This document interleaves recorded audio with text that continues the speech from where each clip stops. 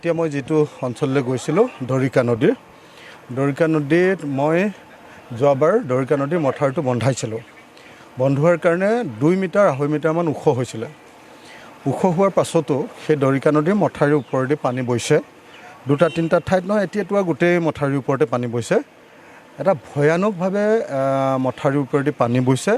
বোৱাৰ কাৰণে এই সমগ্ৰ এলেকাটো দৰিকাৰ পাৰৰ সমগ্ৰ এলেকাটো এতিয়া বানপীড়িত হৈছে। মানুহৰ সব বস্তু লোকচান হৈ গ'ল। একো বস্তুৱে নাই আৰু মুঠতে গাড়ী গ'ল, ট্ৰেক্টৰ গৈছে, পাৱাৰ টিলাৰ গৈছে, স্কুটি গৈছে, মটৰচাইকেল গৈছে, তাৰপিছত যিমান নিজৰ লেপ তুলি বিচনা সববিলাক শেষ। এতিয়া মই নাৱত গৈছিলোঁ, কিন্তু মই নাওখন মহিলাবিলাকক উদ্ধাৰ কৰিবৰ কাৰণে বহুত বয়সীয়া বেমাৰী মহিলা আহিছে, তেওঁলোকক উদ্ধাৰ কৰিবৰ কাৰণে দি মই গুচি আহিলোঁ। মই মাত্ৰ এই মুহূৰ্তত এটাই কথা ক'ব খোজোঁ যে চৰাইদেউত পানী শুকাইছে, নাজিৰাত পানী শুকাইছে, কিন্তু আমাৰ শিৱসাগৰত পানী বাঢ়িছে। তাৰ কাৰণটো হ'ল তাত জমা হৈ থকা পানীবিলাক সব দৰিকা আৰু দিচাঙেদি আমাৰ ইফালে গুচি আহিছে। আৰু সেইকাৰণে এতিয়া নতুন নতুন ঠাই প্লাবিত হৈছে। মই মুখ্যমন্ত্ৰীক এটা অনুৰোধ কৰিব খোজোঁ, আপোনালোকৰ ছিষ্টেমটো প্ৰশাসনটো পূৰা ফেইল হৈ গৈছে। মানে ক'তো না পানী দিব পাৰিছে, ক'ৰবাত ৰিলিফ দিব পাৰিছে, না ক'ৰবাত কেম্প কৰাব পাৰিছে, না ক'ৰবাত কেইখনমান মানে নাও দিব পাৰিছে। নাও কালি আমাৰ সমষ্টিত 5খন আছিলে, আজি এতিয়া 11খনমানলৈ বৃদ্ধি পাইছে। 11খন নাও এখন গাঁৱতে লাগে, কিন্তু এতিয়া পৰিস্থিতি খুব বেয়া। সেইকাৰণে মই অসমৰ মুখ্যমন্ত্ৰী ডাঙৰীয়াক অনুৰোধ জনাওঁ যে এইটো আপোনালোকে এটা অঞ্চলৰ সমস্যা হিচাপে নাচায়, গোটেই অসমত যিমান নাও আছে SDRF NDRF চবৰ পৰা নাওবিলাক অনাৰ ব্যৱস্থা কৰক, মানুহখিনিক উদ্ধাৰ কৰক, মানুহৰ সা সম্পত্তি উদ্ধাৰ কৰক। আৰু বিশেষকৈ খেতি বাতিটো শেষেই হৈ গ'ল আৰু একেবাৰে। কিন্তু আচল কথাটো হ'ল যে এইবাৰ যিমান ক্ষতি হৈছে, ইতিহাসত কেতিয়াও ইমান ক্ষতি হোৱা নাছিলে।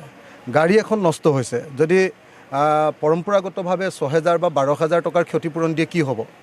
গতিকে মই মুখ্যমন্ত্ৰীক অনুৰোধ জনাইছোঁ, মুখ্যমন্ত্ৰীয়ে নিজে এবাৰ দৰিকাৰ পাৰলৈকে আহকচোন। কাইলৈ মুখ্যমন্ত্ৰী আহিব, মোক জনোৱা মতে কাইলৈ মুখ্যমন্ত্ৰী শিৱসাগৰলৈ আহিব।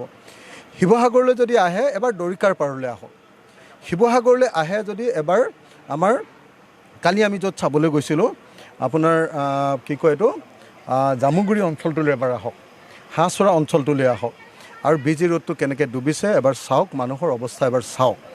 মানে অসমীয়া জাতিৰ সম্পদ চব শেষ এই অঞ্চলৰ। অসমীয়া জাতিৰ সম্পদ চব শেষ। যিমান আছিলে আপোনাৰ তেওঁলোকৰ কাপোৰবিলাক চব খতম, ল'ৰা ছোৱালীৰ চাৰ্টিফিকেট খতম, স্কুলৰ কিতাপ পত্ৰ খতম, টেবুল চেবুল খতম। এইবিলাক ল'ৰা ছোৱালী আপোনালোকে চাই থাকক কেনেকৈ আহিছে। তাৰপিছত গাড়ী খতম, ট্ৰেক্টৰ খতম, চববিলাক শেষ হৈ গৈছে। মটৰচাইকেল শেষ, চোফা শেষ, ফ্ৰিজবিলাক। এতিয়া অলপ আগতে ফ্ৰিজ এটাৰ ভিতৰত মানুহ উঠাই লৈ আহিছে, দেখিছেনে? ফ্ৰিজটো ভাঙি তাত ল'ৰা এটা উঠাই লৈ আহিছে। ফ্ৰিজ শেষ, চববিলাক শেষ। গতিকে কাপোৰ কানি চব শেষ।